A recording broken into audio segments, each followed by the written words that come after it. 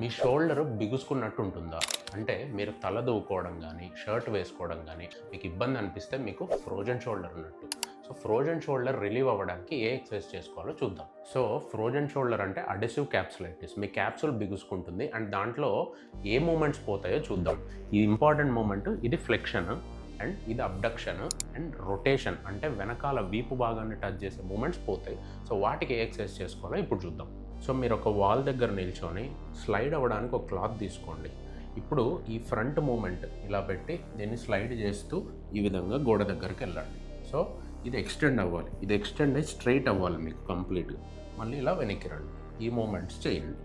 Second exercise abduction అంటే ఈ విధంగా నిల్చొని మళ్ళీ సేమ్ మూమెంట్ సో దట్ ఇది స్ట్రైట్ అవ్వాలి మీకు. మామూలుగా ఫ్రోజన్ షోల్డర్లో అతి కష్టమైన మూమెంట్ ఇదే, ఈ అబ్డక్షన్ రాదు, అందరూ కూడా ఇలా ఎత్తుతుంటారు.